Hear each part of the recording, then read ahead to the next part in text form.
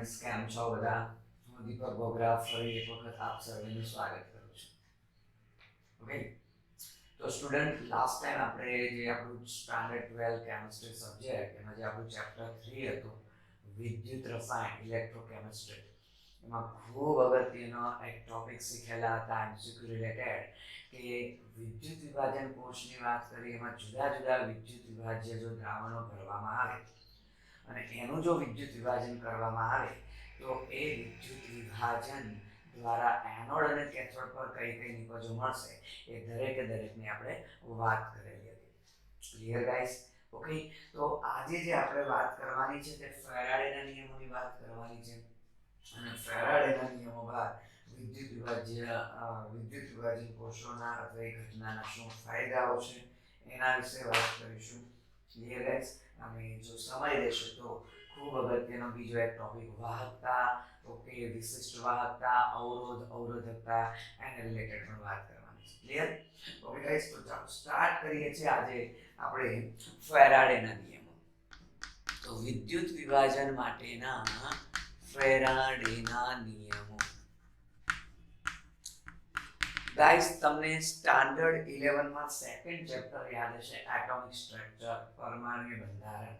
Okay, આ ચેપ્ટરમાં એ ચેપ્ટરની શરૂઆતમાં જે આપણે વાત કરેલી હતી ઇલેક્ટ્રોનની શોધ, એમાં જે આપણે કીધેલું હતું કે માઇકલ ફેરાડે પહેલા જે વિદ્યુત વિભાર નળીના પ્રયોગ કર્યા હતા, જે આઈડિયા ને તેના પરથી આવેલો હતો, તો ત્યાં આપણે શોર્ટ એન્ડ સિમ્પલ કહેતા હતા કે વિદ્યુત વિભાજનના પ્રયોગ માઇકલ ફેરાડે કરેલા હતા. અને એ પ્રયોગમાં એને એવું જાણવા મળ્યું કે જ્યારે કોઈ દ્રાવણમાં વિદ્યુત પ્રવાહ પસાર કરીએ વિદ્યુત ધ્રુવો ડુબાડીને, તો એ પરિણામી નિપજ સ્વરૂપે એનોડ અને કેથોડ પર પ્રોડક્ટ મળે છે. ઓકે, અને એ ઓબ્ઝર્વેશન પરથી એને વિદ્યુત વિભાર નળીના પ્રયોગ કરીએ અને આગળ જતા કેથોડ કિરણો, આગળ જતા ઇલેક્ટ્રોન, આની શોધ થઈ. આવું આપણે એટોમિક સ્ટ્રક્ચરમાં ડિસ્કશન કરી રહ્યા છીએ. તો ગાઈસ, એ વખતે જે પ્રયોગની વાત કરેલી હતી કે એનોડ કેથોડ પર નિપજ મળે, ઓકે, એને રિલેટેડ જ આ ફેરાડેના નિયમો, એ જ નિયમો અત્યારે ટૂંકમાં ડિટેલમાં ભણવાના છે.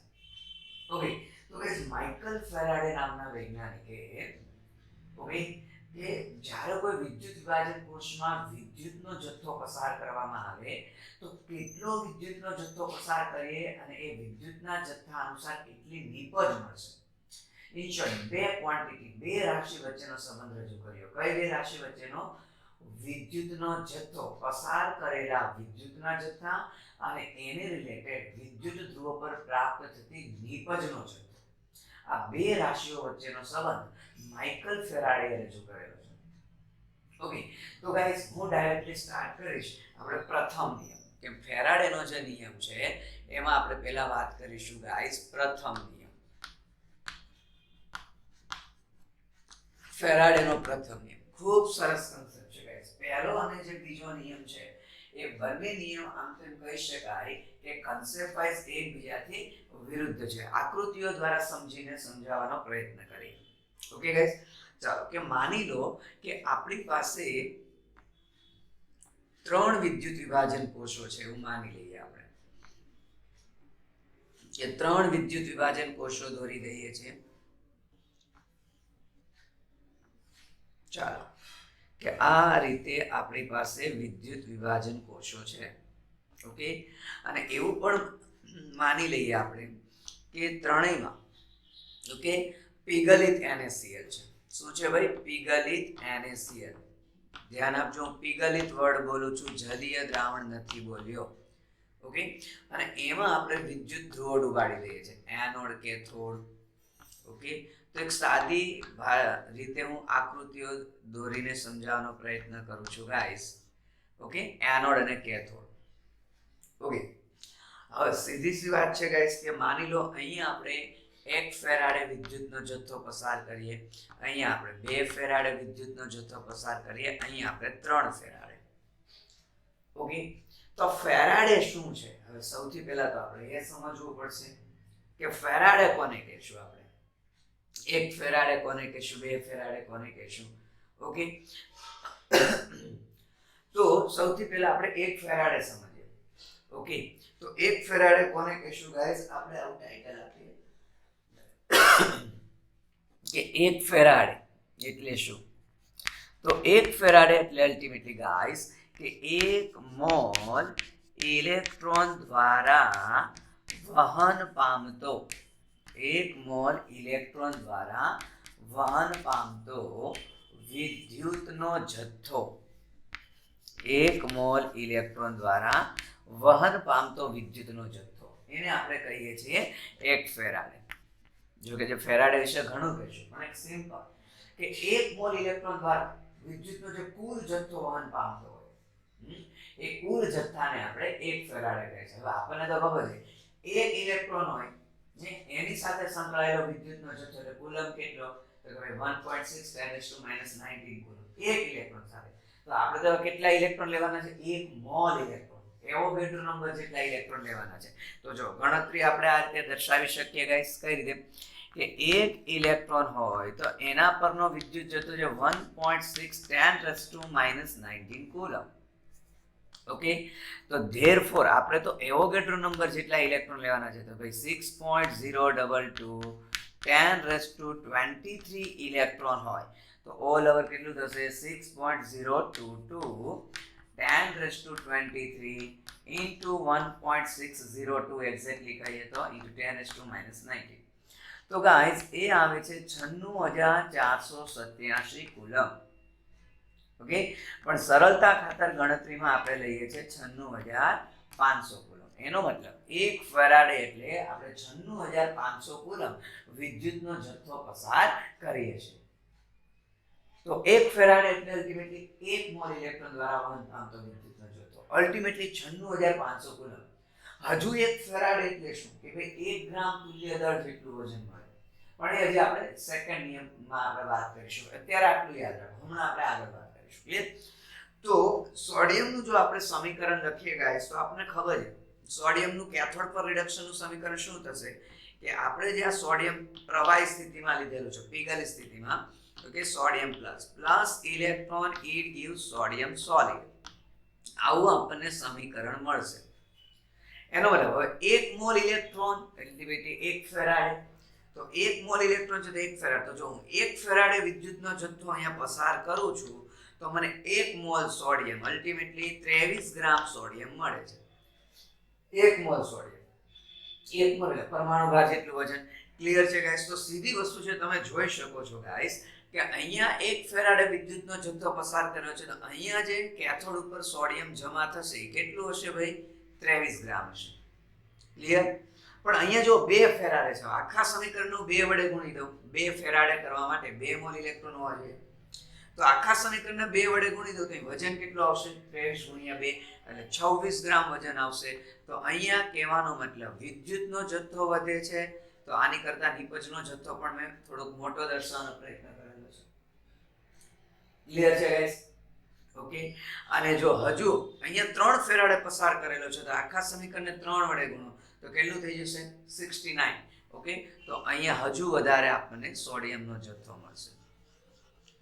તો તમે જોઈ શકો છો ગાઈસ, આકૃતિ પરથી હું તમને એવું સમજાવવા માંગુ છું કે જેમ જેમ ઓકે સમાન પ્રકારના વિદ્યુત વિભાજ્ય રાખેલા છે, ઓકે, અને આ વિદ્યુત વિભાજન કોષોમાં જેમ જેમ વિદ્યુતનો જથ્થો વધતો જાય એમ જમા થતી ધાતુનું વજન પણ શું થતું જાય છે? વધતું જાય છે. જે નિપજ મળે છે એનો જથ્થો પણ વધતો જાય છે. તો બસ આ પ્રાયોગિક ઓબ્ઝર્વેશન, આવા તો ફેરાડે ઘણા પ્રયોગો કરેલા હતા. આ પ્રાયોગિક ઓબ્ઝર્વેશનને ફેરાડે નિયમ સ્વરૂપે રજૂ કરી દીધું. તો હવે આપણે ગાઈસ ફેરાડેનો નિયમ લખવા જઈ રહ્યા છે. શું કહે છે ફેરાડેનો નિયમ? ફેરાડેનો નિયમ આવું કહે છે ગાઈસ, ઓકે, કે વિદ્યુત વિભાજન કોષોમાં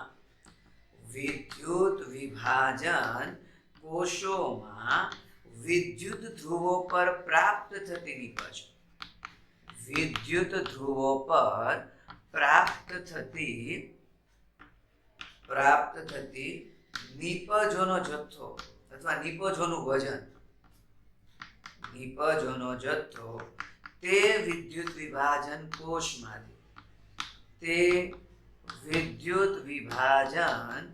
કોષમાંથી પસાર કરેલા વિદ્યુતના જથ્થાને સમપ્રમાણમાં હોય છે. વિદ્યુતના જથ્થાને શું હોય છે ગાઈસ, સમપ્રમાણમાં હોય છે. કે વિદ્યુત ધ્રુવ પર જે નિપજો પ્રાપ્ત થાય છે એ પસાર કરેલા વિદ્યુતના જથ્થાને સમપ્રમાણમાં હોય છે. આપણે તો ગાણિતિક રીતે લખી શકીએ કે માની લો કે નિપજનું વજન W કરી દઉં, આ જે નિપજ મળે છે એ વજનનું W ધારી લઉં. ઓકે, તો નિપજનો જથ્થો કોના પર આધાર રાખે છે, વિદ્યુતના જથ્થા Q કુલમ પર આધાર રાખે છે. તો W proportional to Q. Clear?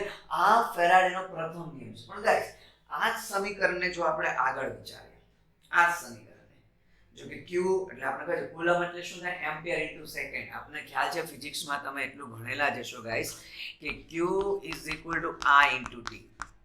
Okay, તો આપણે એવું કહી શકીએ કે જો I એમ્પિયર જેટલો વિદ્યુત પ્રવાહ t સેકન્ડ સુધી પસાર કરવામાં આવે તો જે તે પરિપથમાંથી પસાર થતો વિદ્યુતનો જથ્થો Q કુલમ કયા રીતે દર્શાવી શકાય, I into T. I ampere જેટલો વિદ્યુત પ્રવાહ t સેકન્ડ સુધી જો કોઈ પરિપથમાંથી પસાર કરીએ તો એનો મતલબ એવો થયો કે એ પરિપથમાંથી પસાર થતો કુલ વિદ્યુતનો જથ્થો Q હોય. હવે બચે તો Q કઈ રીતે આપી શકાય, એમ્પિયર ઇન્ટુ સેકન્ડ. તો આપણે અહીંયા શું કહે છે ભાઈ, ultimately coulomb is equal to કહે છે I નો એકમ એમ્પિયર, T નો એકમ આપણે કહીએ સેકન્ડ. તો એમ્પિયર ઇન્ટુ સેકન્ડ. તો જો આ જ સમીકરણને આપણે આગળ સમજવાનો પ્રયત્ન કરીએ તો W is equal to Z into Q ની જગ્યાએ I ઇન્ટુ T લખાય. તો નવું એવું ભાઈ Z શું છે, તો Z છે એને ઇલેક્ટ્રોકેમિકલ ઇક્વિવેલન્ટ, ગુજરાતીમાં વીજ રાસાયણિક તુલ્યાંક કહેવાય. વીજ રાસાયણિક તુલ્યાંક કહેવાય. ગાઈસ બહુ અગત્યનો છે આ કન્સેપ્ટ. આના પરથી જે હમણાં એક ફોર્મ્યુલા તારવીશું એ ફેરાડેના જે દાખલાઓ છે એ ડાયરેક્ટ ફોર્મ્યુલા પરથી, એક સૂત્ર પરથી આન્સર લાવવા માટે એ સૂત્ર બહુ કામનું છે. ક્લિયર? તો શું કહે છે, Z વીજ રાસાયણિક તુલ્યાંક છે. Z નો મતલબ થાય ગાઈસ, Z નો મતલબ શું થાય કે તો કે તુલ્યભાર. E એટલે તુલ્યભાર સૂચવે છે છેદમાં F. પણ F એટલે ફેરાડે તો એ તો 96500 કહી દીધું છે, તો આપણે એવું કહી શકીએ. ક્લિયર? આ રીતે આપણે કહી શકીએ.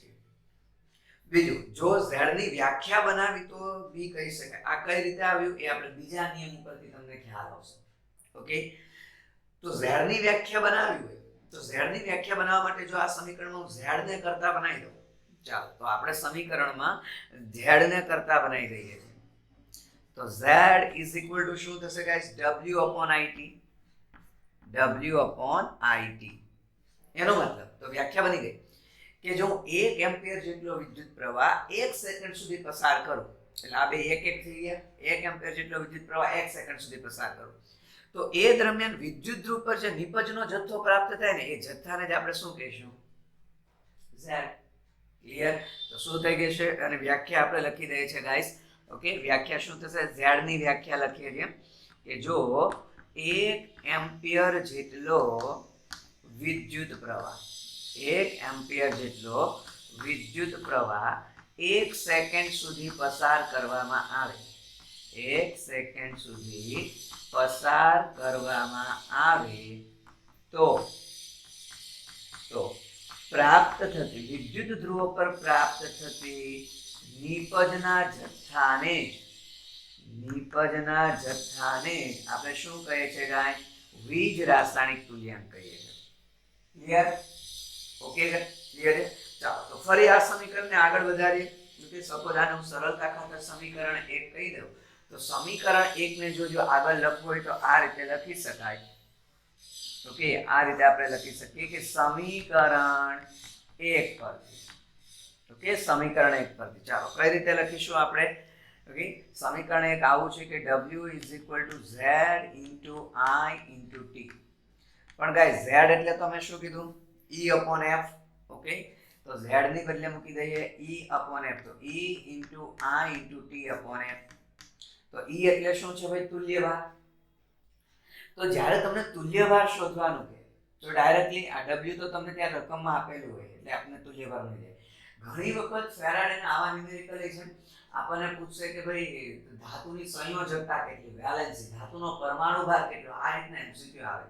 તો હજી એની જગ્યાએ શું મૂકી શકાય, જો ગાઈસ આપણને ખબર છે ઓકે કે તુલ્યભાર કઈ રીતે શોધી શકાય. ઓકે, તો આપણે અહીંયા જો સરળતા ખાતરનું જરા લખી દઉં કે તુલ્યભાર એટલે તો પરમાણુ ભાર અપોન સંયોજકતા વેલેન્સી. ક્લિયર? તો E ની બદલે હું ફરી પાછી આ કિંમત મૂકી શકું તો W is equal to E ને બદલે શું મૂકીશ કે પરમાણુ ભાર ઇન્ટુ I ઇન્ટુ T તો છે છેદમાં FB છે પણ પરમાણુ ભાર છેદમાં સંયોજકતા. જો તો જ્યારે તમને એવા એમસીક્યુ હોય ફેરાડેના નિયમમાં કે જે તે ધાતુ આપેલો હોય અને સંયોજકતા શોધવી હોય અથવા પરમાણુ ભાર શોધવો હોય તો આ સૂત્રથી ડાયરેક્ટ ગણી શકાય. ક્લિયર? અને સૂત્ર ડિફિકલ્ટ નથી, બહુ સિસ્ટમેટિક વિચાર તો બહુ ઈઝી છે યાદ રાખવું. ક્લિયર? તો W is equal to MIT upon VF. તો આ ઓલ ઓવર જે વાત થઈ કયા નિયમની વાત થઈ પહેલા નિયમની ફેરાડેનો પ્રથમ નિયમ કે simple W proportional two Q કે પ્રાપ્ત થતી વિપજનો જથ્થો પસાર કરેલા વિદ્યુતના જથ્થાને શું હોય સમપ્રમાણ. Clear guys? ચાલો હવે બીજો નિયમ વાત કરવી છે. ઓકે, તો જોજો આની કરતા ઉલટું અત્યારે જોજો ખાસ ધ્યાન આપજો કારણ કે આ હું હમણાં સાફ કરી નાખીશ પણ યાદ રાખજો અત્યારે પહેલા નિયમમાં મેં શું કરેલું છે વિદ્યુત વિભાજ્ય પદાર્થ કેવો રાખેલો છે સરખો રાખેલો છે સમાન. ઓકે, NaCl NaCl NaCl પણ વિદ્યુતનો જથ્થો અલગ અલગ પસાર કર્યો છે. ફેરાડે બીજા નિયમમાં આ ઉલટાઈ નાખ્યું કે જે સમાન વિદ્યુત વિભાજ્ય છે એને જુદા જુદા કરી દીધા એટલે અહીંયા અલગ અલગ લઈ લીધા અને જે જુદો જુદો વિદ્યુતનો જથ્થો છે એને સમાન લઈ લીધો. તો બીજા નિયમમાં આ કન્સેપ્ટ આપણે થોડુંક રિવર્સ જોવાનું છે કે વિદ્યુતનો જથ્થો સમાન કરીશું એટલે આપણે શ્રેણી જોડાણ કરીશું બરાબર પણ જે આ વિદ્યુત વિભાજ્ય પદાર્થ છે એને કેવા કરી નાખશું જુદા જુદા. જો તો હવે આપણે વાત કરીશું ગાઈસ ફેરાડેનો બીજો નિયમ. ઓકે, અને એ ફેરાડેના બીજા નિયમ માટે ગાઈસ આપણે પહેલા કેટલાક પદાર્થના તુલ્યભાર શોધીશું. કેટલાક એવા પદાર્થના આપણે શું શોધીશું ગાઈસ તુલ્યભાર શોધીશું. ચાલો જો ધ્યાન આપો. તો વાત કરીએ છીએ ગાઈસ આપણે બીજો નિયમ ફેરાડેનો બીજો નિયમ. તો ફેરાડેનો બીજો નિયમ આપણે આની વાત કરવાની છે ગાઈસ પણ એ પહેલા જો ધ્યાન આપજો થોડુંક સમજી લઈએ ગાઈસ કે આપણને ખબર છે તુલ્યભાર એટલે શું જે તે તત્વ ધાતુ માટે કહીએ તો પરમાણુ ભાર છેદમાં એની સંયોજકતા વેલેન્સી. ક્લિયર? ટૂંકમાં n ફેક્ટર પરમાણુ ભાર ભાગ્યા n ફેક્ટર. તો સોડિયમ માટે સૌપ્રથમ ગણીએ. જો કે માની લો મારી પાસે સોડિયમ હોય સોડિયમનો જો મારે તુલ્યભાર ગણવો હોય તો સોડિયમનો પરમાણુ ભાર કેટલો ભાઈ 23. સોડિયમની સંયોજકતા કેટલી હોય +1 એટલે એનો મતલબ સોડિયમનો પરમાણુ ભાર કે તુલ્યભાર સરખો જ થાય. ઓકે, તો અહીંયા નો ડાઉટ યુનિટ આવે ગ્રામ પર તુલ્ય દળ. ઓકે, હું અત્યારે 23 લખું છું તો ટૂંકમાં સોડિયમનો તુલ્યભાર 23 છે. ક્લિયર? ના સપોઝ હું મેગ્નેશિયમ માટે વાત કરું મેગ્નેશિયમ માટે સપોઝ આપણે વાત કરી લઈએ તો એનો તુલ્યભાર શું કહે છે ચાલો મેગ્નેશિયમનો પરમાણુ ભાર 24 એની સંયોજકતા 2 છે તો એ કેટલું થશે 12. મેગ્નેશિયમનો તુલ્યભાર 12 થશે. સપોઝ હું એલ્યુમિનિયમની વાત કરું ગાઈસ એલ્યુમિનિયમનો તુલ્યભાર તો એલ્યુમિનિયમનો પરમાણુ ભાર છે 27 એની સંયોજકતા છે 3 તો એનો તુલ્યભાર કેટલો આવ્યો ભાઈ 9. તો આ ક્લિયર છે ગાઈસ? સોડિયમનો તુલ્યભાર 23 મેગ્નેશિયમનો તુલ્યભાર 12 એલ્યુમિનિયમનો તુલ્યભાર 9. આ શા માટે કર્યું હમણાં ખ્યાલ આવી જશે. ક્લિયર? તો જોજો કે બીજા નિયમમાં શું કરીએ છે કે ફરીથી આપણે 3 જુદા જુદા વિદ્યુત વિભાજન કોષો લઈ લઈએ છીએ અને એને આપણે શ્રેણીમાં જોડી દઈશું. ઓકે, કઈ રીતે જોડી દઈશું ગાઈસ? શ્રેણીમાં આપણે જોડી દઈશું. તો એને આપણે શ્રેણીમાં જોડી દઈએ છીએ. ચાલો માની લો કે આ છે તે ત્રણેયનો એનોડ છે. આ શું છે ભાઈ? ત્રણેય વિદ્યુત વિભાજન કોષો છે એનો એનોડ અને શ્રેણીમાં જોડેલું છે. અને માની લો આ છે તે ત્રણેય વિદ્યુત વિભાજન કોષોનો શું છે ભઈલા? કેથોડ. આ છે તે ત્રણેયનો કેથોડ નેગેટિવલી ચાર્જ. ક્લિયર? અને આપણે એવું માની લઈએ કે આપણે એક સરખો વિદ્યુતનો જથ્થો પસાર કરીશું 1 ફેરાડે. ઓકે, માની લો ફરીથી અહીંયા મેં લીધેલું છે પીગલિત NaCl માની લો અહીંયા મેં લીધેલું છે પીગલિત મેગ્નેશિયમ ક્લોરાઇડ અને અહીંયા મેં લીધેલું છે પીગલિત એલ્યુમિનિયમ ક્લોરાઇડ. ક્લિયર? તો હવે આપણે જોઈએ. ઓકે, જોજો પહેલા નિયમ કરતા ઊંધું. પહેલામાં અહીંયા ત્રણેયમાં NaCl હતું, પણ વિદ્યુતનો જથ્થો જુદો જુદો હતો. હવે આપણે વિદ્યુતનો જથ્થો સરખો રાખેલો છે, શ્રેણી જોડાણ કરેલું છે. તો જ્યારે પણ MCQ માં કે દાખલામાં શ્રેણી જોડાણ રિલેટેડ વાત કરેલી હોય તો સમજી જવાનું કે ફેરાડેના બીજા નિયમની વાત કરવામાં આવે છે. ક્લિયર? તો શું થઈ જશે? જો ત્રણેયના ફરી પાછા સમીકરણ લખીએ અને સમજવાનો પ્રયત્ન કરીએ. સમીકરણ લખીએ. ચાલો, NaCl. તો સૌથી પહેલા Na+ લિક્વિડ ઇલેક્ટ્રોન ગેઇન કરશે તો શું મળશે ભાઈ? Sodium solid. તો તમે જોઈ શકો છો અહીંયા ઓલરેડી 1 મોલ ઇલેક્ટ્રોન છે અને 1 મોલ ઇલેક્ટ્રોન એટલે 1 ફેરાડે. એટલે 1 ફેરાડે ઇલેક્ટ્રોન પાસ કરીએ છીએ તો આપણે કેટલું વજન મળે છે ભાઈ? સોડિયમનું 23 ગ્રામ વજન મળે છે. ઓકે, સોડિયમનું આપણે 23 ગ્રામ વજન મળે છે. હવે જો મેગ્નેશિયમની વાત કરીએ ગાઈસ, તો Mg+2 liquid 2 electron, it gives Mg solid. Clear? પણ અહીંયા તો એવું થયું કે 2 ફેરાડે ગયા. આપણે તો 1 ફેરાડે જ પાસ કરેલો છે, તો મારે 1 ફેરાડે કરવા આખા સમીકરણને 1 આપણે ગુણાકાર કરી નાખ્યું છે. તો આ સમીકરણ કઈ રીતે થશે? જો આ સમીકરણ આ રીતે લખાશે કે 1/2 Mg+2 liquid plus electron, it gives 1/2 Mg. Clear? આવું થશે ને? અહીંયા લિક્વિડ, અહીંયા સોલિડ. તો ઓલ ઓવર અડધો મોલ મેગ્નેશિયમ મળ્યો. હવે 1 મોલ મેગ્નેશિયમ હોય તો વજન પરમાણુ ભાર જેટલું 24 ગ્રામ. તો અડધો મોલ છે એટલે કેટલો મળ્યો ભાઈ? 12 ગ્રામ. મેગ્નેશિયમ કેટલું મળે છે? 12 ગ્રામ. અને ગાઈસ હજુ જો એલ્યુમિનિયમ માટે સમજાવીએ તો આપણને ખબર છે એલ્યુમિનિયમ માટે સમીકરણ આવું થશે કે L+3 liquid 3 electron, it gives aluminum solid. ફરીથી 1 ફેરાડે પસાર કરવો છે, અહીંયા 3 ફેરાડે છે, તો આખા સમીકરણને આપણે 1/3 વડે ભાગાકાર કરીશું. તો L+3 plus electron, it gives 1/3 aluminum. Clear? Okay, તો તમે જોવો ગાઈસ કે એલ્યુમિનિયમનો પરમાણુ ભાર 27 ગ્રામ, પણ એનો 1/3 મોલ મળે છે. એટલે ઓલ ઓવર કેટલો મળશે? 9 ગ્રામ. તો હું એવું કહેવા માંગુ છું ગાઈસ કે સોડિયમ 1 ફેરાડે વિદ્યુત જથ્થો પસાર કર્યો તો સોડિયમનો 23 ગ્રામ, મેગ્નેશિયમનો 12 ગ્રામ અને એલ્યુમિનિયમનો કેટલો મળે છે ભાઈ? 9 ગ્રામ મળે છે. અલ્ટિમેટલી કેટલું વજન થયું? દરેકના તુલ્ય ભાર જેટલું. 1 ફેરાડે જથ્થો પસાર કર્યો તો કેટલું વજન મળ્યું ભાઈ? સોડિયમના તુલ્ય ભાર જેટલું, મેગ્નેશિયમના તુલ્ય ભાર જેટલું, એલ્યુમિનિયમના તુલ્ય ભાર જેટલું. તો બીજો નિયમ ફેરાડે આ રીતે બનાવી દીધો. ઓકે, કે જ્યારે જુદા જુદા વિદ્યુત વિભાજ્ય ધરાવતા કોષોને, વિદ્યુત વિભાજન કોષોને શ્રેણીબદ્ધ રીતે જોડીને જો એક સરખો વિદ્યુતનો જથ્થો પસાર કરીએ તો વિદ્યુત ધ્રુવો પર જે નિપજનો જથ્થો જમા થાય છે અથવા પ્રાપ્ત થાય છે એ જે તે ધાતુ છે અથવા પદાર્થ છે એના તુલ્ય ભાર જેટલો અથવા તુલ્ય ભારને સમપ્રમાણમાં હોય. વિદ્યુતનો જથ્થો તુલ્ય ભારને સમપ્રમાણમાં હોય ગાઈસ. ક્લિયર છે? ઓકે, અને અલ્ટિમેટલી એવું કહી શકાય ગાઈસ, જો 1 ફેરાડ એટલે 1 મોલ ઇલેક્ટ્રોન દ્વારા વહન પામતો વિદ્યુતનો જથ્થો અલ્ટિમેટલી 96500 કુલમ. અલ્ટિમેટલી હજુ એવું કહી શકાય કે 1 ફેરાડ એટલે તુલ્ય ભાર જેટલું વજન મેળવવા માટે જરૂરી વિદ્યુતનો જથ્થો. ક્લિયર? તો 1 ફેરાડે એટલે એવું કહી શકાય કેટલું વજન મળશે? 1 ગ્રામ તુલ્ય દળ જેટલું. 1 ગ્રામ તુલ્ય દળ જેટલું વજન અલ્ટિમેટલી એનો મતલબ થાય તુલ્ય ભાર જેટલું વજન.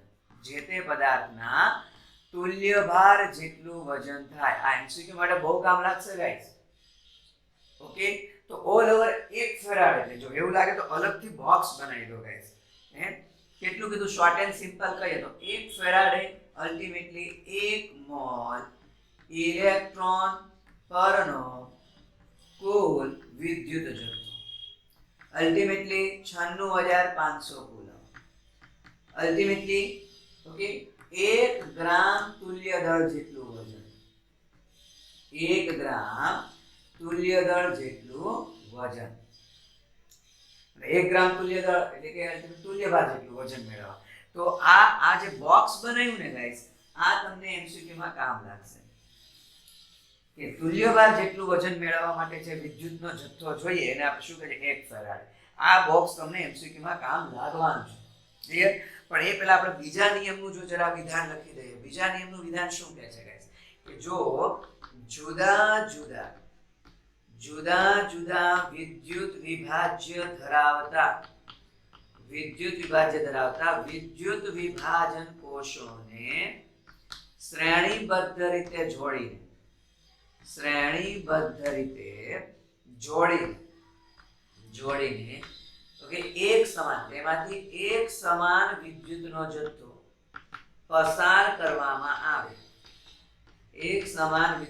જથ્થો પસાર કરવામાં આવે તો પ્રાપ્ત થતી નિપજોનો જથ્થો તેમના તુલ્યભાર જે તે પદાર્થના તુલ્યભારને શું હોય છે સમપ્રમાણનો હોય છે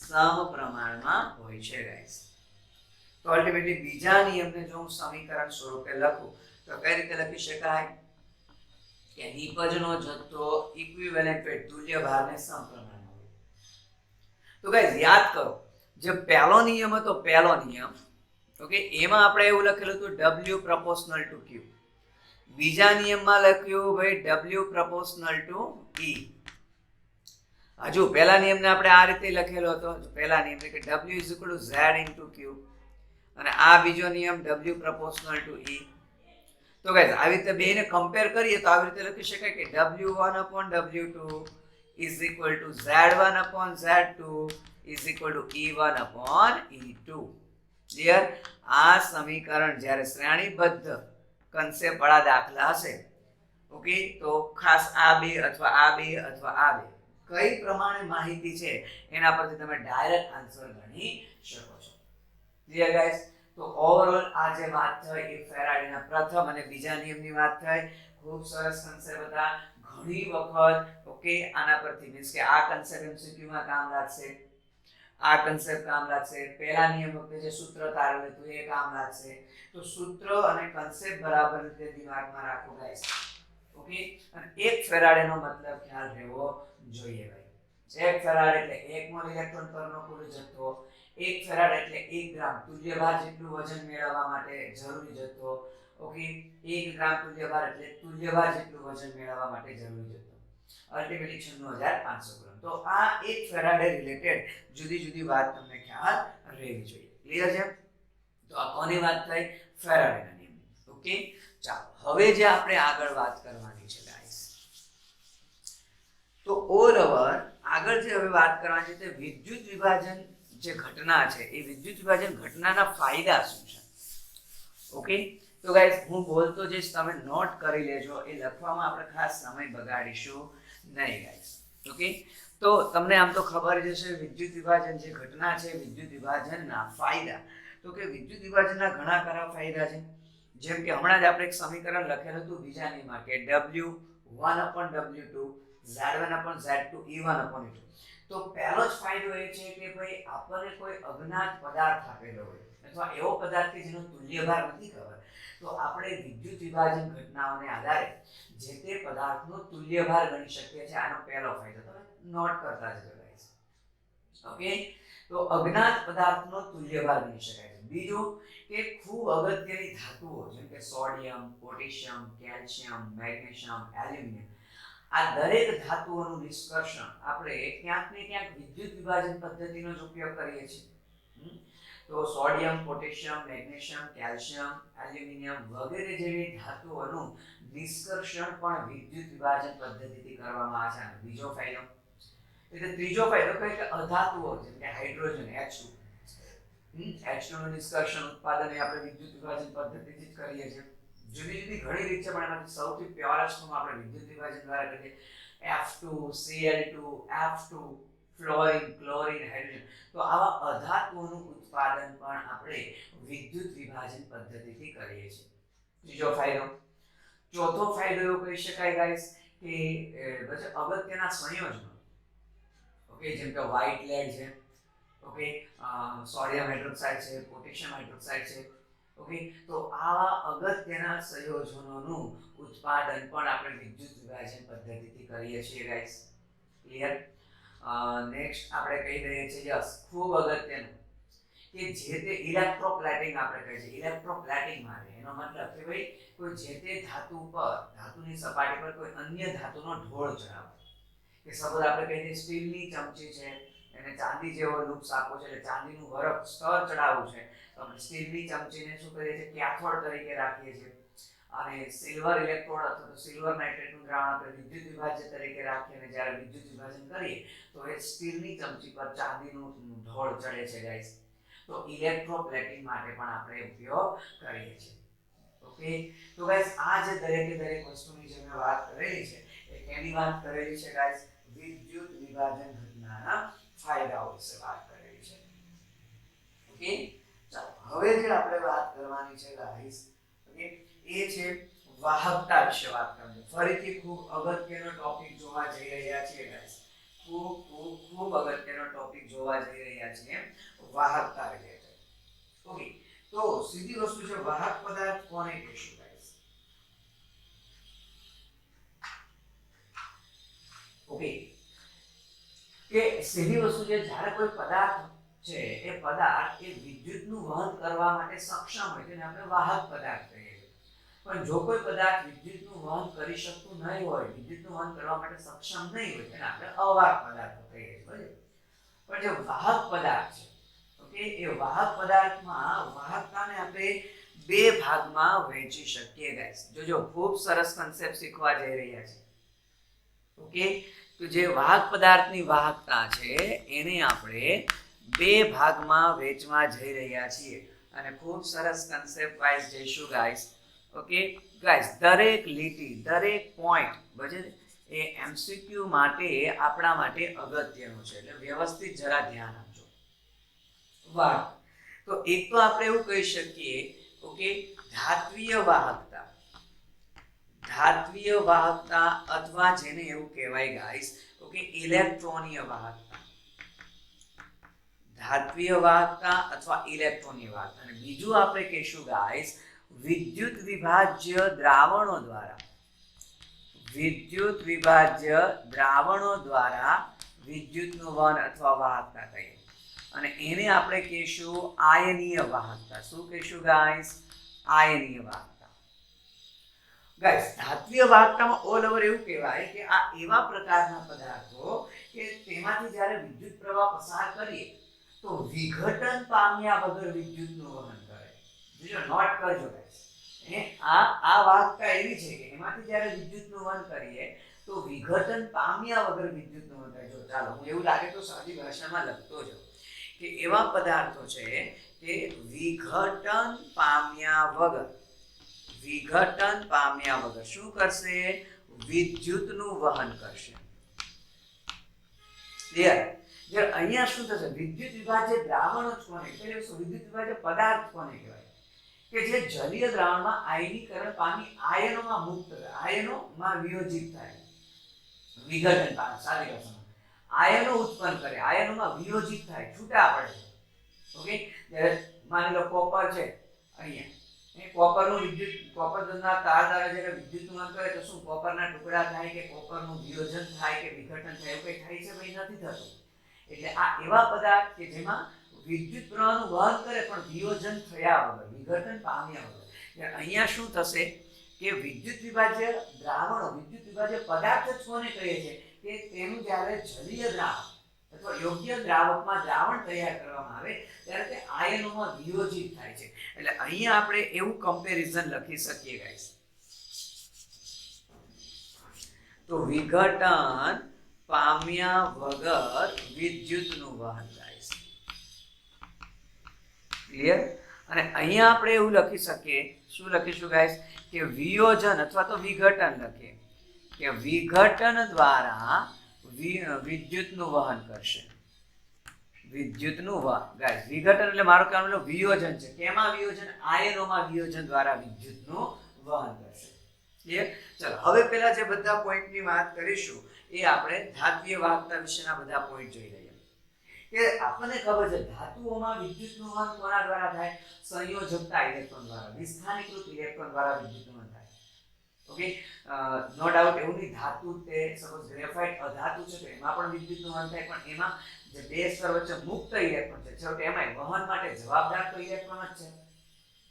તો ધાતુઓમાં વિદ્યુતનું વહન ઇલેક્ટ્રોન દ્વારા થાય છે એટલે એને બીજું નામ આપી દીધું છે ઇલેક્ટ્રોનીય વાહકતા. તો આપણે કહીશું કે ભાઈ તેમાં વિદ્યુતનું વહન કોને આભારી છે ભાઈ, કે વિદ્યુતનું વહન છે એ ઇલેક્ટ્રોનને સંયોજકતા ઇલેક્ટ્રોન અથવા આપણે એવું કહી શકીએ વિસ્થાનીકૃત ઇલેક્ટ્રોનને આભારી છે. અને ઇલેક્ટ્રોન દ્વારા વિદ્યુતનું વહન થાય છે એટલે એને શું કહી દીધું ઇલેક્ટ્રોનીય વાહકતા. ક્લિયર? ચાલો અસર કરતા પરિબળોની વાત કરી દઈએ.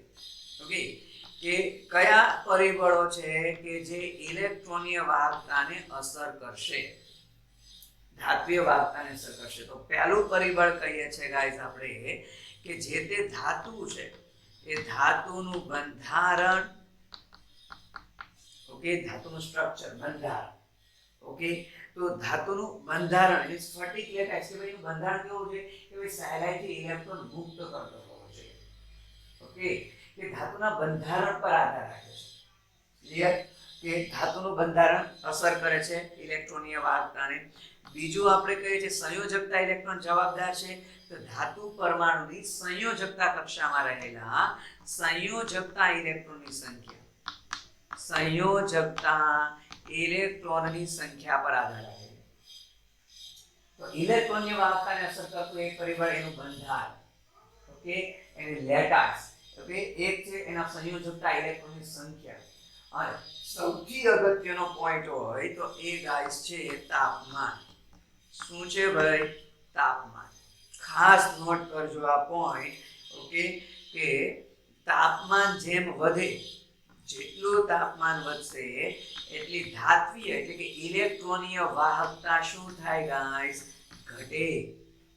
જેટલું તાપમાન વધશે એટલી ધાત્વિય અથવા ઇલેક્ટ્રોનીય વાહકતા શું થશે ગાઈસ? ઘટે. શું કામ?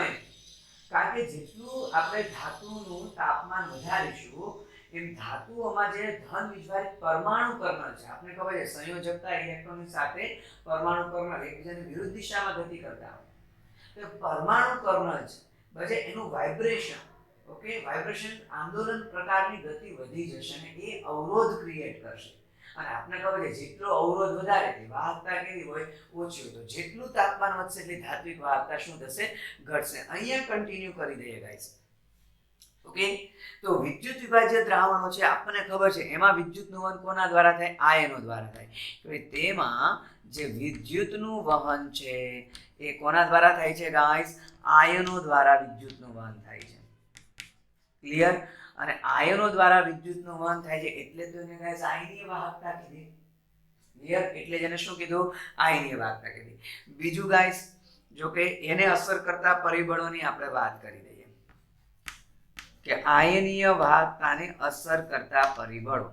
તો દ્રાવણમાં વિદ્યુતનું વહન આયનો દ્વારા થાય છે, ધાતુમાં વિદ્યુતનું વહન ઇલેક્ટ્રોન દ્વારા થાય છે.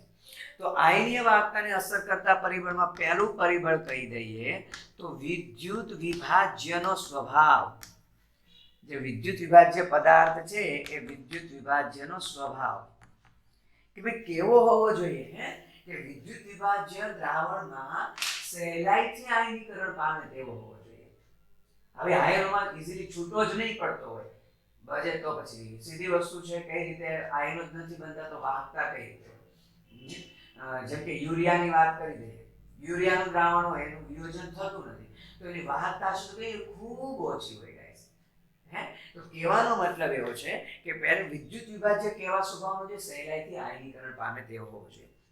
સેકન્ડ આપણે કહે છે ગાઈસ કે ઉત્પન્ન થયેલા આયનો, કે માની લઈએ કે આપણું વિદ્યુત વિભાજ્ય એવું છે કે જે સહેલાઈથી આયનીકરણ પામે છે, આયનો બનાવે છે. તો એ આયનો કેવા હોવા જોઈએ? કે ઉત્પન્ન થયેલા આયનોના કદ, આયનોના વીજભાર, ઓકે, આયનોનું જલીયકરણ, આ બધા પર આધાર રાખે છે ગાઈસ. કદ સીધી વસ્તુ છે. જો કે આના પરથી હું એમસીક્યુ કહીશ, આ કદ જલીયકરણ એની સાથે સંકળાયેલો. ક્લિયર? એને સાથે સંકળાયેલો એમસીક્યુ કહેશું ગાઈસ આપણે. સપોઝ અહીંયા જે એમસીક્યુ કહી દઈએ કે જલીય દ્રાવણમાં વાહકતા પૂછેલી છે કે પીગલિત દ્રાવણમાં વાહકતા પૂછેલી છે, કદ બદલાઈ જાય ગાઈસ. જે બે એમસીક્યુ પૂછાઈ ગયેલો છે એનું જ આપણે ડિસ્કશન કરીશું કે સપોઝ તમને પૂછેલું હોય, ચાલો અહીંયા જો કહી દઉં છું, માની લો કે lithium plus sodium plus potassium plus rubidium plus caesium plus, okay, માની લો આ પીગલિત દ્રાવણ છે. કયું દ્રાવણ છે ગાઈસ? પીગલિત દ્રાવણ છે. અને એક વખત હવે હું જલીય દ્રાવણ કહી દઉં, ઓકે, તો ફરીથી લિથિયમ પ્લસ એટલે આ ઇન શોર્ટ લિક્વિડ કહેવાય, પ્યોર લિક્વિડ. અહીંયા લખવું તો શું લખાય? એક્વિયસ. આ બધા લિક્વિડ ફોર્મમાં છે, પ્યોર લિક્વિડ ફોર્મમાં, ફ્યુઝડ ફોર્મ, પીગલિત ફોર્મ. આ એક્વિયસ ફોર્મમાં છે બધા. તો Na aqueous, Ka aqueous, rubidium aqueous, caesium aqueous. Okay, જો સમજાવવાનો પ્રયત્ન કરીએ ગાઈસ, ઓકે, તો લિથિયમ છે આયોનિક, પીગલિત એટલે આયોનિક કદ કહેવાય, આયનીય વાહકતા કહે છે, પ્યોર આયોનિક વાહકતા. તો આપણને ખબર છે આ લિથિયમ નું કદ, આ સોડિયમ, આ પોટેશિયમ, આ રૂબિડિયમ, આ સીઝિયમ. ઓકે, તો કદ એટલે આપણને ખબર છે કે ભાઈ જે જાડિયો માણસ છે એ ધીમું દોડે, પતલો માણસ ફાસ્ટ દોડશે. મીન્સ કે જેનું કદ નાનું હશે એ ફટાફટ દોડી શકશે, જેનું કદ મોટું છે એ ધીમે ધીમે દોડશે. એટલે પીગલિત દ્રાવણમાં પ્યોર આયોનિક વાહકતાની વાત કરીએ, પીગલિત દ્રાવણમાં વાહકતા જેનું કદ નાનું એની વાહકતા વધારે, આયોનિક મોબિલિટી વધારે.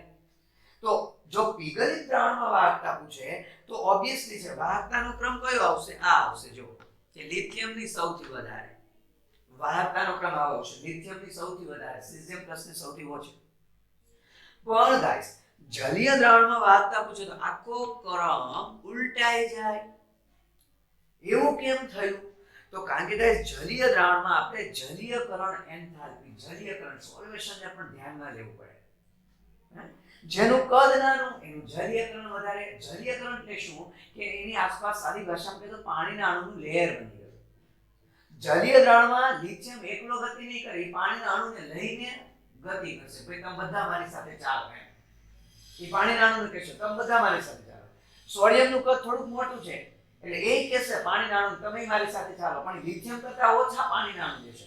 જેમ કદ નાનું એમ જલીયકરણ કેવું? વધારે. કારણ કે જેનું કદ નાનું એની જલીયકરણ એન્થાલ્પી વધારે હોય.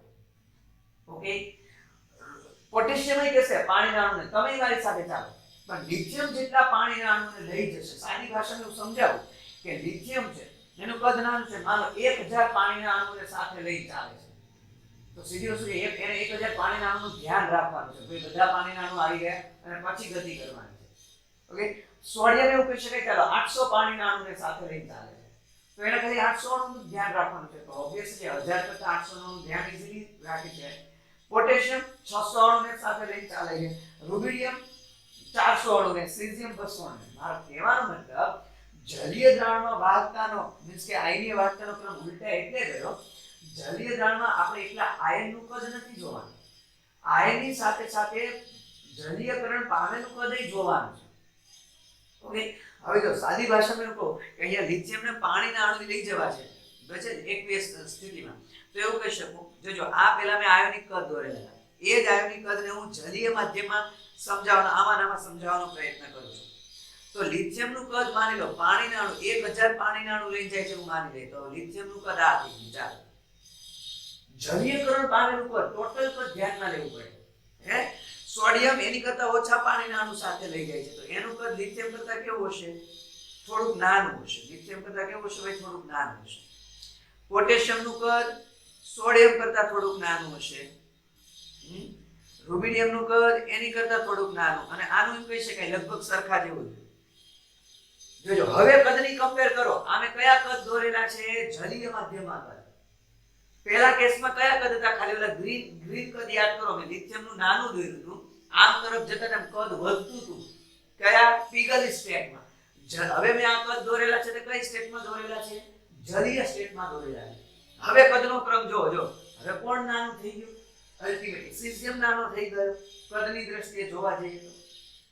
ઓકે, અને એમાંય જો ન સમજ હોય તો મેં સિમ્પલ કીધું એમ કે જલીય માધ્યમમાં લિથિયમના અણુઓ પાણીના અણુને લઈને આમ ખેંચતો જાય છે, તો જેટલું કદ નાનું એટલું વધારે પાણીના અણુને ખેંચીને લઈ જશે.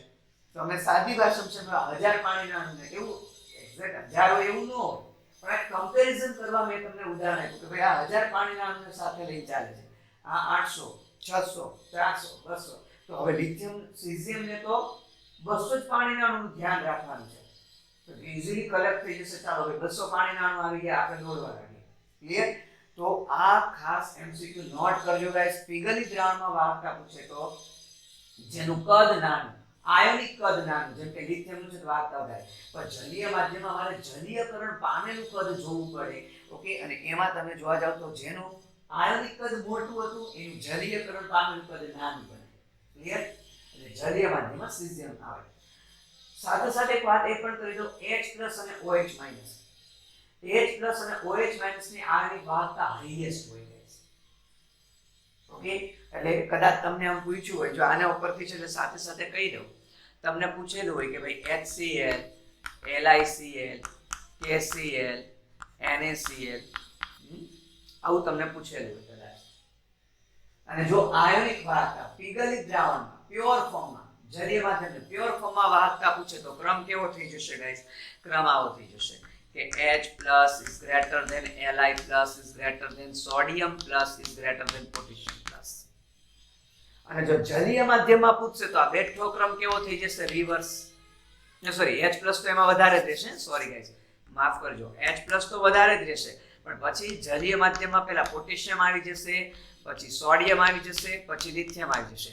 આ મેં પ્યોર ફોર્મમાં છે, મીન્સ કે જલીય સ્થિતિ નથી. ઓકે, અને આ જે મેં લખેલું છે તે જલીય સ્થિતિમાં ક્રમ છે. ટૂંકમાં H+ અને OH હાઈએસ્ટ આયોનિક વાહકતા, આયોનિક મોબિલિટી H+ દ્વારા હશે, પછી OH દ્વારા, અને પછી જે તે આયનના કદ જોવા. ક્લિયર? ઓકે, તો આ આપણું કયું પરિબળ હતું ગાઈસ? બીજું પરિબળ હતું. ત્રીજું અસર કરતું પરિબળ ગાઈસ, કે આયોનિક વાહકતાને અસર કરતું ત્રીજું પરિબળ કે વિદ્યુત વિભાજન, સોરી, દ્રાવકનો સ્વભાવ. દ્રાવકનો સ્વભાવ અને સ્નિગ્ધતા ગાઈસ. દ્રાવકનો સ્વભાવ અને સ્નિગ્ધતા. કે દ્રાવક કેવા સ્વભાવનું હોવું જોઈએ? તો કે ભાઈ વિદ્યુત વિભાજનને રિલેટેડ, જો આ પોલર છે અને આયનો બનાવે છે, આ પોલર જ હોવું જોઈએ. કારણ કે પોલર સોલર, આપણે જે લાઇટ ડિઝોલ્વ્સ લાઇટનો નિયમ ભણ્યા દ્રાવણ ચક્રમાં, ધ્રુવીય દ્રાવ્ય, ધ્રુવીય દ્રાવકમાં ડિઝોલ્વ થશે. તો લાઇટ ડિઝોલ્વ્સ લાઇટનો કોન્સેપ્ટ છે. એટલે દ્રાવક બને ત્યાં સુધી ધ્રુવીય હોય તો ફટાફટ દ્રાવ્ય પદાર્થનું, વિદ્યુત વિભાજ્ય પદાર્થનું આયનીકરણ કરશે, ફટાફટ આયનો બનશે ગાઈસ. ઓકે, સ્નિગ્ધતા, દ્રાવકની સ્નિગ્ધતા ઓછી હોય, ટૂંકમાં સાદી ભાષામાં તો ઘટતા.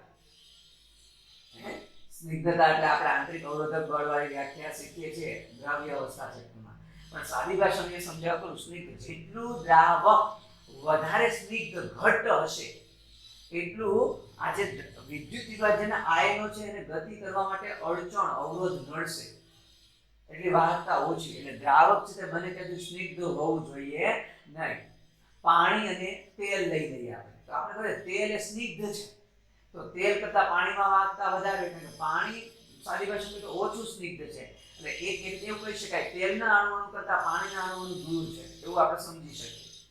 એટલે એમાં આંતરિક અવરોધ નડતો નથી. ક્લિયર? ચોથું આપણે કહીએ છીએ વિદ્યુત વિભાજ્ય પદાર્થની સાંદ્રતા. વિદ્યુત વિભાજ્ય પદાર્થની સાંદ્રતા. ઓકે, કે વિદ્યુત વિભાજ્ય પદાર્થની સાંદ્રતા કહીએ છીએ ગાઈસ. તો જનરલી જો પ્રબળ વિદ્યુત વિભાજ્ય હોય તો ખાસ ફરક નહીં પડે, પણ નિર્બળ વિદ્યુત વિભાજ્ય હોય, કારણ કે પ્રબળમાં એટલે કહું છું ગાઈસ, પ્રબળ તો ઓલરેડી સાંદ્ર દ્રાવણ હશે, તો પ્રબળમાં આપણે રાઉન્ડ અબાઉટ 100% આયનીકરણ લઈ લઈએ છીએ. અને કદાચ દ્રાવણનું મંથન કરીએ, દ્રાવણ મંદ બનાવીએ, પછી દ્રાવક ઉમેરીને, તો એનું આયનીકરણ વધશે, તો બહુ ખાસ એવો ફેર નહીં પડે. એમ વાહકતામાં વધશે ખરી, મંથન સાથે વાહકતા વધે, પણ મીન્સ કે આયનીકરણ વધે, મંથન સાથે આયનીકરણ વધે એટલે વાહકતા વધશે. મોલર વાહકતા, તુલ્ય વાહકતા જે આગળ વાત કરીશું. બરાબર? તો મંથન સાથે પ્રબળ વિદ્યુત વિભાજ્યમાં આયનીકરણમાં બહુ ખાસ ફેર નહીં પડે. આયનીકરણ અંશમાં માની લો કે સાંદ્ર દ્રાવણ હતું, 99% આયનીકરણ પામી ગયું છે, તો કદાચ એનું દ્રાવણ પાણી ઉમેરીને મંદ બનાવતો જઈશ, પ્રબળ વિદ્યુત વિભાજ્યના દ્રાવણનું મંદ બનાવતો જઈશ, તો જે 99% આયનીકરણ અંશ હતો એ કદાચ 99.5% થયો, 99.6% થયો. અને એના વિયોજન અંશમાં બહુ ખાસ ફેર પડતો નથી. પણ ગાઈસ નિર્બળ વિદ્યુત વિભાજ્યને ખાસ ફેર પડે છે, કારણ કે નિર્બળ વિદ્યુત વિભાજ્ય નું સાંદ્ર દ્રાવણ તો વિયોજન અંશ બહુ ઓછો હોય, આપણે 4 થી 5% જેટલું જ લઈએ છીએ, તો 2 થી 5% લઈએ છીએ. ઓકે, પણ જેમ જેમ નિર્બળ વિદ્યુત વિભાજનનું મંદન કરતા જઈએ એમ એનો આયનીકરણ અંશ વધતો જાય, એટલે વધુ ને વધુ આયનો બનતા જાય, અને વધુ ને વધુ આયનો બને તો વાહકતા શું થાય? વધે. ક્લિયર? અને લાસ્ટ પરિબળ આપણે કહીએ છીએ તાપમાન. તો ગાઈસ અહીંયા જોજો, તાપમાન વધે તો આયોનિક વાહકતા પણ વધે. શું કામ? સમજાવું છું.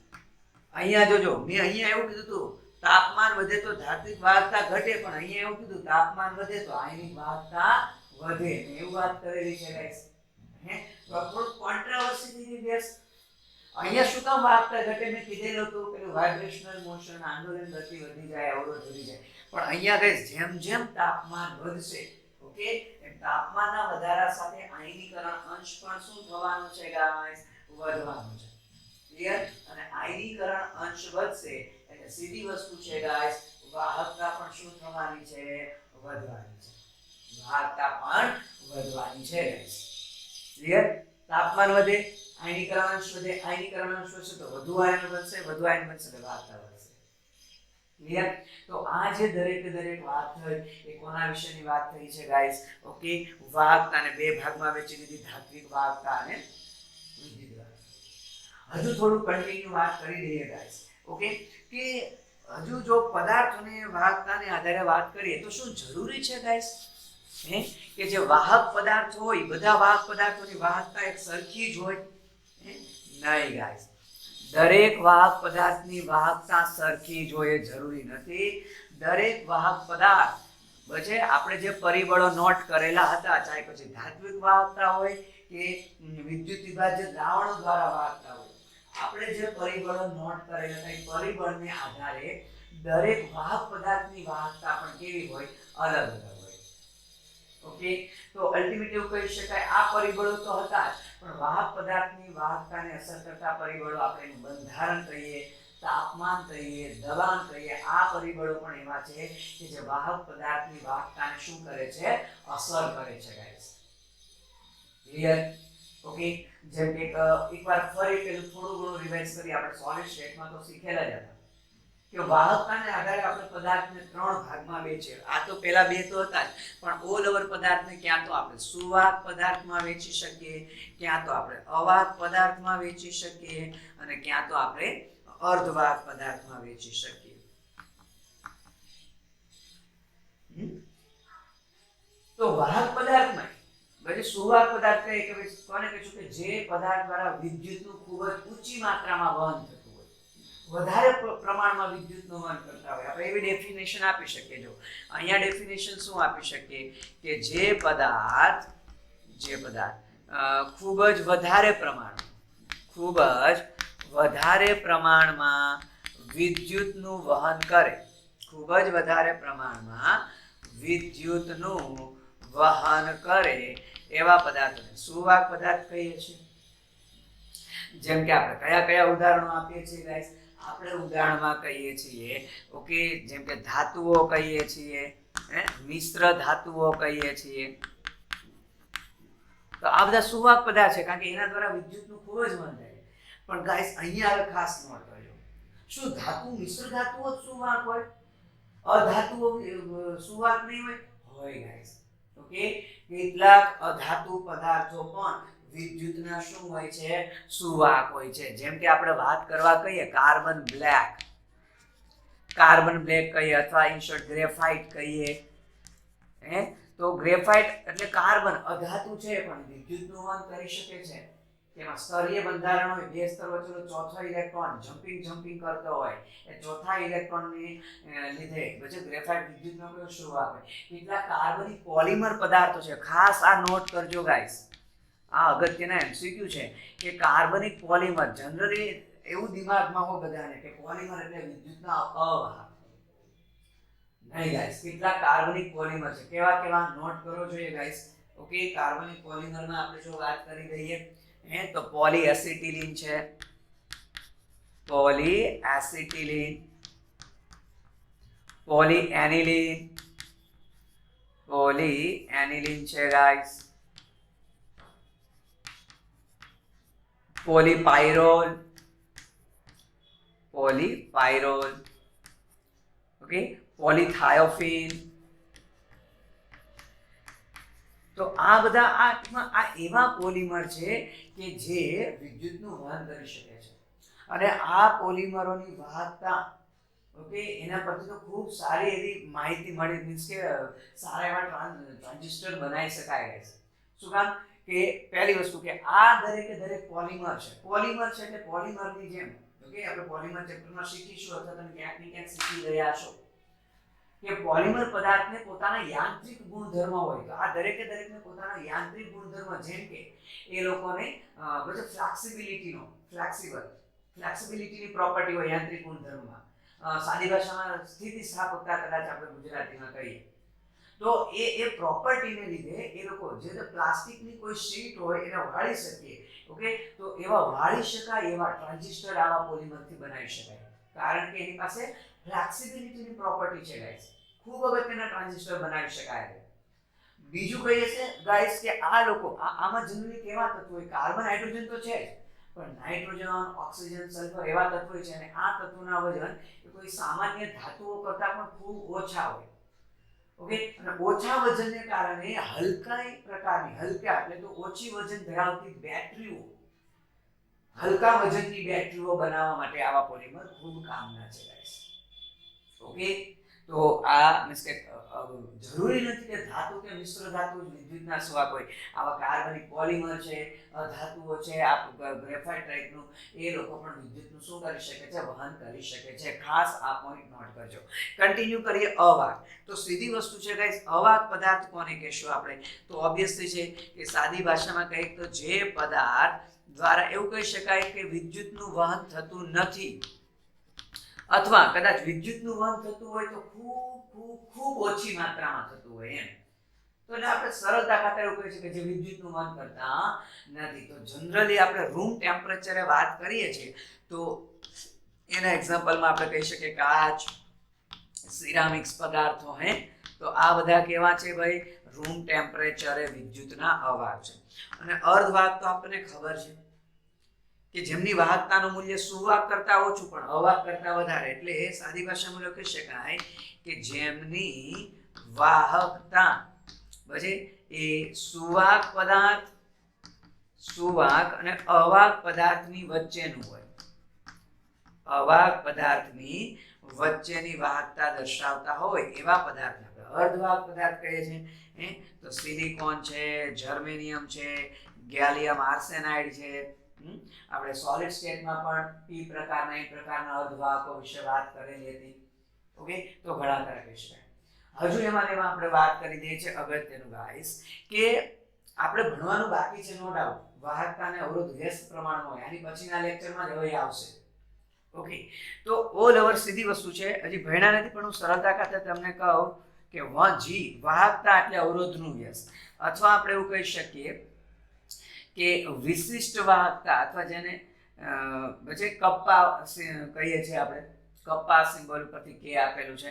તો k = 1/ρ વિશિષ્ટ વાહકતા એટલે વિશિષ્ટ અવરોધનો વ્યસ્ત, ઓકે. તો કહેવાનો મતલબ એવું છે ગાઈસ કે અવરોધ જેટલો વધારે એટલી વાહકતા ઓછી, અલ્ટિમેટલી વિશિષ્ટ અવરોધ વધે એટલી વિશિષ્ટ વાહકતા ઓછી. પણ જો ગાઈસ કોઈ પણ સંજોગોમાં અવરોધ અથવા તો અવરોધકતા 0 કહીએ તો ઓબ્વિયસલી છે વાહકતા અથવા વિશિષ્ટ વાહકતા ઇન્ફાઇનાઇટ બને. તો જ્યારે કોઈ એવા પદાર્થ, ઓકે, કે જેની કોઈ ચોક્કસ પરિસ્થિતિમાં જ્યારે અવરોધ કે અવરોધકતાનું મૂલ્ય 0 થાય તો એની વાહકતા કે વિશિષ્ટ વાહકતા કેવી બને? અનંત બને. તો આવી અનંત વાહકતા દર્શાવતા પદાર્થને સુપર કંડક્ટર, અતિ સુવાહક પદાર્થો કહીએ છીએ. ઓકે, શોર્ટ એન્ડ સિમ્પલ જ હું લખીશ કે અનંત વાહકતા દર્શાવતા પદાર્થને આપણે શું કહે છે? અતિ સુવાહક પદાર્થ કહીએ છીએ. નોટ કરજો, સુપર કંડક્ટર્સ, અતિ સુવાહક પદાર્થો કહીએ છીએ કે જેની અવરોધનું મૂલ્ય અથવા અવરોધકતાનું મૂલ્ય 0 હોય, તેની વાહકતા કે વિશિષ્ટ વાહકતા ખૂબ વધારે હોય. તો કયા પદાર્થો કહી શકાય ગાઈસ? કે જે ધાતુ અને મિશ્ર ધાતુ ઓરડાના તાપમાને આપણે સુવાહક કીધેલા છે, પણ એ જ ધાતુ કે મિશ્ર ધાતુનું ગાઈસ જો આપણે 0 થી 15 કેલ્વિન તાપમાન કહી દઈએ, ટૂંકમાં નીચું તાપમાન, નીચું તાપમાન. તો 0 થી 15 કેલ્વિન તાપમાને ધાતુ અને મિશ્ર ધાતુઓ અતિ સુવાહક તરીકે વર્તે અને પેલા વપરાતી પણ હતી. હાલમાં કોણ વપરાય છે ગાઈસ કે જે સિરામિક્સ પદાર્થ કહીએ અથવા મિશ્રિત ઓક્સાઇડ કહીએ ગાઈસ, કે જે સિરામિક્સ કે મિશ્રિત ઓક્સાઇડ પદાર્થ કે જે ઓરડાના તાપમાને કયા તરીકે અવાહક, પણ આ જ પદાર્થો ઓકે 150 કેલ્વિન તાપમાન એટલે ઊંચું તાપમાન કે જોજો ગાઈસ ઓલ ઓવર 150 કેલ્વિન એટલે આપણને તો ખબર છે નીચું તાપમાન છે, સેલ્સિયસમાં કહીએ તો ઋણમાં જ જશે, પણ આની કમ્પેરમાં તો ઊંચું છે ને. ઓકે હું આ 15 કેલ્વિને લઈ લઉં તો એની કરતા 10 ગણું ઊંચું થયું ને. તો 0 થી 15 કેલ્વિને ધાતુ મિશ્ર ધાતુઓ સુપર કંડક્ટર તરીકે વર્તી શકે. એવી રીતે 150 કેલ્વિન જેટલું ઊંચું તાપમાન હોય તો સિરામિક્સ પદાર્થ કે મિશ્રિત ઓક્સાઇડો છે ગાઈસ એ પણ સુપર કંડક્ટર તરીકે વપરાય છે. ક્લિયર? અને વર્તે છે સુપર કંડક્ટર તરીકે. આ લોકો વપરાય પણ છે આ તાપમાને અને વર્તે પણ છે. ક્લિયર? તો ગાઈસ આજનો લેક્ચર અહીંયા રાખીએ. આવતા લેક્ચરમાં ખૂબ સરસ એમસીક્યુ માટેના તમે જૂના પેપર જોયા હશે તો હશે વાહકતા related formula, resistance related formula, resistivity related formula, molar વાહકતા, તુલ્ય વાહકતા, કોલ-રોશનો નિયમ નેક્સ્ટ લેક્ચરમાં ભણવાનું છે. એવા બહુ એમસીક્યુ પૂછાઈ ગયા છે. ઓકે ફોર્મ્યુલા, એના એકમો, એના કન્સેપ્ટ આવડવા જોઈએ. ક્લિયર? તો જરૂર વિડિયોને લાઈક કરજો ગાઈસ, મેક્સિમમ શેર કરજો. ઓકે અને ખૂબ સારા એમસીક્યુ ને સોલ્વ કરવાનો પ્રયત્ન કરો, ડાઉટ હોય તો શેર કરો અને ખૂબ સારી મહેનત કરો. ક્લિયર? Best of luck.